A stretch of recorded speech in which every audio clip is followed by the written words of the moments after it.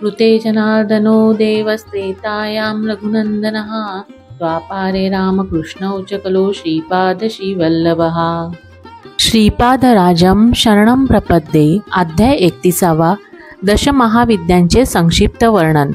आम्ही रोज सायंकाळी श्रीपादांची आज्ञा घेऊन कृष्णा नदीच्या समोरच्या तीरावर जात होतो। सकाळी आम्ही पुन्हा या बाजूला येत होतो। श्री महागुरूंचा प्रसाद म्हणून आम्ही अनेक दिव्य रहस्य व योगाची तंत्रे शिकत होतो। मी असे ऐकले होते की श्री देवी तत्वाची दशमहाविद्या स्वरूपात उपासना होत असते। दशमहाविद्यांबाबत निरूपण करण्याची विनंती मी श्री चरणांना केली। श्री गुरु सार्वभौम यांनी पुढील प्रमाणे विस्तृत विवेचन केले। बाळांनो, श्रीविद्येची उपासना अत्यंत श्रेष्ठ आहे। प्राचीन काळी हयग्रीवांच्या कृपाप्रसादानेच अगस्त्य महामुनींनी श्रीविद्या प्राप्त केली। त्यांनी ती आपली पत्नी लोपामुद्रा देवीला शिकविली। लोपामुद्रा देवीने या विद्येचा गूढार्थ अगस्त्य ऋषींना सांगितला। एक प्रकारे लोपामुद्रा देवी अगस्त्यांची गुरु बनली। दुसऱ्या प्रकारे अगस्त्य हे लोपामुद्रा देवीचे गुरु झाले। हे फार विलक्षण होते। लोपामुद्रा आणि अगस्त्य ऋषींचे चरित्र। विदर्भ राजास अगस्त्य तपोबलाने एक कन्या झाली। तिचे नाव लोपामुद्रा ठेवले होते। अगस्त्य तिच्याशी लग्न करू इच्छित होते। विदर्भ राजाला कठीण प्रसंगाला तोंड द्यावे लागले।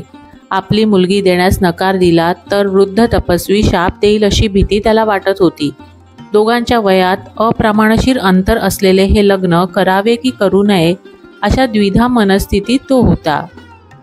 त्याने कन्येशी विचारविनिमय केला असता ती म्हणाली की ती फक्त अगस्त्यांसाठीच जन्मली आहे आणि ती त्यांच्याशीच विवाह करील। विवाहानंतर राजकन्या वल्कले परिधान करून पतीबरोबर तपोभूमीस निघून गेली। अगस्त्यांनी लोपामुद्रा देवी श्रीविद्या शिकविली। काही दिवसानंतर ते तिच्याशी संग करू इच्छित होते। तेव्हा ती अगस्त्यांना म्हणाली, नाथ, ललिता देवीची उपासना केल्यानंतर मी ललिता स्वरूप झाले। तुम्ही शिवस्वरूप झाल्याशिवाय तुमच्याशी संग करणे शक्य नाही। अगस्त्यांनी घोर तप केले व शिवरूप प्राप्त केले। नंतर जेव्हा तिचा उपभोग घेण्याची इच्छा केली तेव्हा ती म्हणाली, नाथ, मी एका राजघराण्यात जन्मले।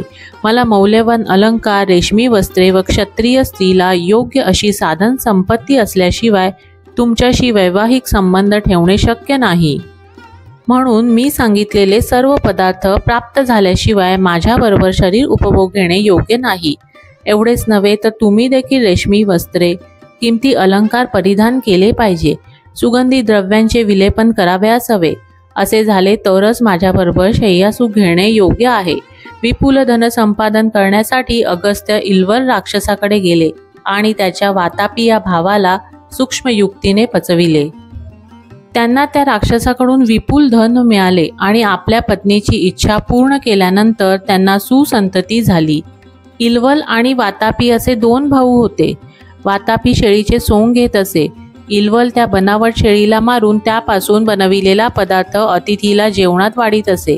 जेवणानंतर इल्वल वातापीला बाहेर ये असे म्हणत असे। अतिथीचे पोट फाडून वातापी बाहेर येत असे। हे दोन्ही राक्षस मृत अतिथीपासून भोजन बनवीत असत। अगस्त्यांनी शेळीचे मांस भक्षण केल्यानंतर इल्वलाने वातापीला बाहेर यावयास सांगितले, परंतु अगस्त्य म्हणाले, जीर्णम जीर्णम वातापी जीर्णम। अगस्त्यांच्या इच्छेप्रमाणे वातापीचे पचन झाले। दिलेल्या वचनाप्रमाणे इल्वलाने अगस्त्यांना मोठ्या प्रमाणावर धनाच्या रकमा दिल्या।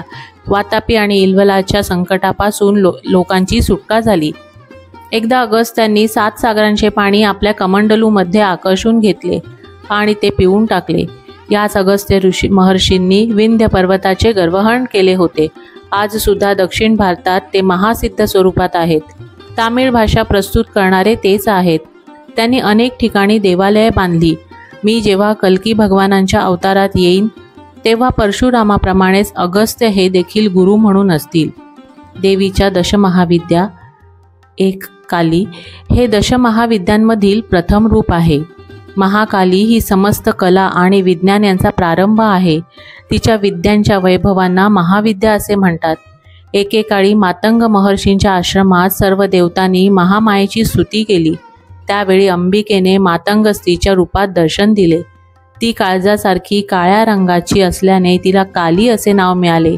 तिने शुंभ व निशुंभ नावाच्या दैत्यांना मारले। काली ही दाट निळ्या रंगात असल्याने तिला तारा या नावानेही ओळखतात. योग साधनेची फळे सामान्यतः बऱ्याच वर्षांच्या काळानंतरच मिळतात. ती काही दिवसांमध्ये किंवा वर्षांमध्ये मिळण्यासाठी कालीची उपासना केली पाहिजे. तथापि अध्यात्म साधनेच्या काळात जेव्हा कालीची शक्ती शरीरात खेचली जाते तेव्हा योगी साधकास असह्य उसळत्या ज्वाला, दाह, यातना अनुभवाव्या लागतात. 2. तारा दशमहाविद्यांमधील हे दुसरे रूप आहे. ती नेहमी मोक्ष व स्वातंत्र्य प्रदान करते, म्हणून ती तारा नावाने प्रसिद्ध झाली. ती नील सरस्वती या नावाने देखील ओळखली जाते. ती भक्तांना भयंकर संकटांमधून वाचविते, म्हणून योगी तिची उपासना उग्र तारा स्वरूपात देखील करतात. वसिष्ठ महर्षी हे उग्र तारेचे महान उपासक आहेत. चैत्र शुद्ध नवमीच्या रात्रीला तारा रात्री म्हणतात. 3. छिन्नमस्ता दशमहाविद्यांमधील हे तिसरे रूप आहे. हे गुह्य रूप आहे. एकदा देवी आपल्या सख्या जया व विजयाबरोबर मंदाकिनी नदीवर स्नानासाठी गेली. स्नानानंतर ती भुकेच्या अग्नीने व्याकुळ झाली आणि काळ्या रंगाची झाली. तिच्या सख्यांनी तिच्याकडे भोजन मागितले. दयाळू देवीने आपले मस्तक तलवारीने तोडले. तेव्हा ते तुटलेले मस्तक तिच्या डाव्या हातावर पडले. तिच्या धडातून 3 रक्तधारा निघाल्या. तिच्या सख्यांनी 2 रक्तधारा प्राशन केल्या व 3री रक्तधारा देवीने स्वतः प्राशन केली. ती छिन्नमस्ता नावाने ख्यात झाली. हिरण्यकश्यप व इतर या छिन्नमस्ता देवीचे उपासक होते. 4. षोडशी माहेश्वरी दशमहाविद्यांमधील हे चौथे रूप आहे. तिचे हृदय करुणेने भरलेले आहे. हिचा आश्रय घेणाऱ्यांना ज्ञान सुलभतेने प्राप्य असते. विश्वातील सकल मंत्र व तंत्र त्या महाविद्या शक्तीची आराधना करतात. वेद देखील तिचे वर्णन करू शकत नाहीत. ही महाशक्ती प्रसन्न झाल्यास भक्तांचे सकल मनोरथ पूर्ण करते. या भगवतीच्या उपासनेने भोग व मोक्ष दोन्हींची प्राप्ती होते. 5. भुवनेश्वरी हे दशमहाविद्यांमधील 5वे रूप आहे. सर्व सप्तकोटी मंत्र हिची सतत उपासना करतात. काली तत्वापासून कमला तत्वापर्यंत 10 अवस्था असतात. त्यांच्यामधून अव्यक्त भुवनेश्वरी व्यक्त होऊन ब्रह्मांडाचे रूप धारण करते. प्रलयकाळी कमलापासून म्हणजेच व्यक्त जगापासून ती क्रमाक्रमाने काली रूपात लय पावते व मूल प्रकृतीत बदलते. यामुळे हिला कालाची जन्मदात्री म्हणतात. त्रिपुर भैरवी हे दशमहाविद्यांमधील 6वे रूप आहे. कालाच्या विशिष्ट स्थितीतून निर्माण होणाऱ्या परिस्थितींना शांत करणाऱ्या शक्तीला त्रिपुर भैरवी असे म्हणतात. ही त्रिपुर भैरवी नृसिंह भगवानांची अभिन्न शक्ती आहे असे म्हटले जाते. सृष्टीमध्ये परिवर्तन सतत घडत असते. आकर्षण व विकर्षण याला मूळ कारण असतात. ही क्षणोक्षणी होणारी प्रक्रिया आहे. रात्री त्रिपुर भैरवीला कालरात्री असे म्हणतात. भैरवाचे नाव कालभैरव आहे. या दोघांच्या संयुक्त स्वरूपाने माझा येणारा नृसिंह सरस्वती अवतार होणार आहे. हा महायोग्यांसाठी त्रिपुर भैरवी आणि कालभैरव संयुक्त अवतार आहे. 7. धूमावती हे दशमहाविद्यांमधील 7वे रूप आहे. ही धूमावती अन्य कुणी नसून उग्रताराच आहे. तिचा आश्रय घेतल्याने सारी संकटे नष्ट होतात व संपदा प्राप्त होते. वेदांमध्ये दुष्काळ व दुर्दशा यांचे निवारण करणारी असे तिचे वर्णन केलेले आहे. तरी सुद्धा जीवांची भूक व तहान, भांडणे व दारिद्र्य यासारख्या दयनीय स्थितीला ती जबाबदार असते. तिच्या कृपेने सर्व अडचणी दूर होतात. 8. बगलामुखी हे दशमहाविद्यांमधील 8वे रूप आहे. ऐहिक, पारलौकिक, सामाजिक आणि दुःखदायक संसार पीडा दूर करण्यासाठी तसेच शत्रूच्या शमनासाठी या मातेची आराधना केली जाते. बगलामुखी महाविद्येची उपासना करणारे सर्वप्रथम ब्रह्मदेव आहेत. विष्णू भगवान व परशुराम हे देखील बगलामुखी देवीचे भक्त आहेत. श्री तिरुमला क्षेत्रातील श्री व्यंकटेश्वरांच्या मूर्तीची बगलामुखी म्हणून बराच काळ आराधना केली गेली. 9. मातंगी हे दशमहाविद्यांमधील 9वे रूप आहे. मातंगीला गृहस्थास सुखी जीवन देण्याचे व पुरुषार्थ प्रदान करण्याचे सामर्थ्य असते. तिला मातंग महर्षींची कन्या असेही म्हणतात. 10. कमलालया हे दशमहाविद्यांमधील 10वे रूप आहे. ती समृद्धीचे प्रतीक आहे. भार्गव मुनींनी हिची आराधना केली आहे. या कारणाने तिला भार्गवी असे नाव मिळाले. तिच्या कृपेने सार्वभौमत्व तसेच पुरुषोत्तमत्व या दोन्हींचा लाभ होतो. ती विपुल धनसंपदेचे प्रतीक आहे. तिला पद्मावती देवी असे देखील म्हटले जाते. तिरुमला येथे स्थापिलेल्या व्यंकटेश्वर महाप्रभूंची ती पत्नी आहे. बाळांनो, रोज कुणाकडून व किती शिकविले जावे हे मी ठरवून तुम्हाला दशमहाविद्या हा विषय त्यानुसार शिकवीन. दशमहाविद्या स्वरूपिणी अनघा देवी आणि तिचे प्रभू अनघ यांची उपासना करणाऱ्यांना त्यांची संतती असलेल्या अष्टसिद्धींची प्राप्ती होते. प्रत्येक महिन्यातील कृष्ण अष्टमीस तुम्ही अनघाष्टमी करा. तुमच्या सर्व कामना सफल होतील. शंकर भट्टा, तू लिहित असलेल्या श्रीपाद श्रीवल्लभ चरित्रामृताचे जे पारायण करून त्यानंतरच्या शुक्ल किंवा कृष्ण अष्टमीला अनघा अष्टमी व्रत करतील व 11 लोकांना भोजन देतील किंवा तेवढी रक्कम कोणत्याही दत्त मंदिरात वापरतील तर त्यांना त्वरित फलप्राप्ती होईल. चरित्रामृताचा पारायण महिमा. श्री चरित्रामृत हा ग्रंथ केवळ एक ग्रंथ आहे असे समजू नका.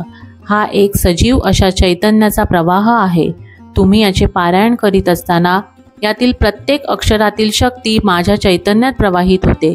तुमच्या नकळत माझ्याशी भावसंबंध जडून तुमच्या सर्व न्याय्य इच्छा माझ्या कृपेने पूर्ण होतात. हा महान ग्रंथ तुमच्या देवघरात केवळ ठेवला तरी तो शुभ स्पंदने निर्माण करतो. दुर्भाग्याच्या शक्ती व दुष्ट वृत्ती यांना पळवून लावले जाते. जे श्रीपाद श्रीवल्लभ चरित्रामृताची जाणतेपणे अथवा अजाणतेपणे निंदा करतात किंवा त्याला दोष देतात त्यांच्या अनेक जन्मांमधील पुण्यकर्मांची सर्व पुण्यफले नष्ट होतात. धर्मदेवता ती पुण्यफले क्रमाने काढून घेतात व पात्र गरिबांना वाटून टाकतात. अशा प्रकारे तुम्ही दरिद्री व्हाल व दरिद्री श्रीमंत होईल. दृढ प्रतिज्ञेवर असे स्पष्ट करण्यात येते की या ग्रंथाचे प्रत्येक अक्षर सत्य आहे. तो स्वतःला प्रमाण किंवा पुरावा आहे. जे याची निंदा करतात किंवा यावर टीका करतात ते त्यांचे संचित पुण्यक्रमाने घालवितात व शेवटी गरीब होतात. दारिद्र्य वेदना बऱ्या होण्यासाठी या ग्रंथाचे काळजीपूर्वक व भक्तिभावाने पारायण करावे. अध्याय 31 समाप्त. श्रीपाद श्रीवल्लभांचा जय जयकार असो. सिद्धमंगल स्तोत्र.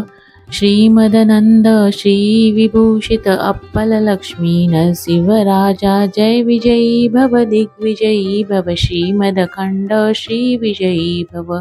श्री विद्याधरी राधा सुरेखा श्रीराखीधर श्रीपादा जय विजयी भव दिग्विजयी भव. श्रीमदखंड श्री विजयी भव.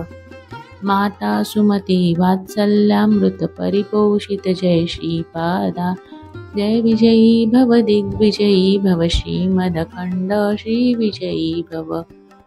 सत्य ऋषीश्वर दुहितानंदन बापनाचार्य नुत श्री चरणा जय विजयी भव दिग्विजयी भव. श्रीमदखंड श्री विजयी भव. सवित्र काठक चयन पुण्यफल भरद्वाज ऋषि गोत्र संभवा जय विजयी भव दिग्विजयी भव. श्रीमदखंड श्री विजयी भव. दौजोपाती देवलक्ष्मी गण संख्या बोधित श्री चरणा जय विजयी भव दिग्विजयी भव. श्रीमदखंड श्री विजयी भव. पुण्यरूपिणी राजमांब सुत गर्भ पुण्यफल संजाता जय विजयी भव दिग्विजयी भव. श्रीमदखंड श्री विजयी भव. सुमती नंदन नरहरि नंदन दत्त देव प्रभु श्रीपादा जय विजयी भव दिग्विजयी भव. श्रीमदखंड श्री विजयी भव. पिटिकापुरा नित्य विहारा मधुमती दत्ता मंगल रूपा जय विजयी भव दिग्विजयी भव. श्रीमदखंड श्री विजयी भव. श्रीपादराजं शरणं प्रपद्ये.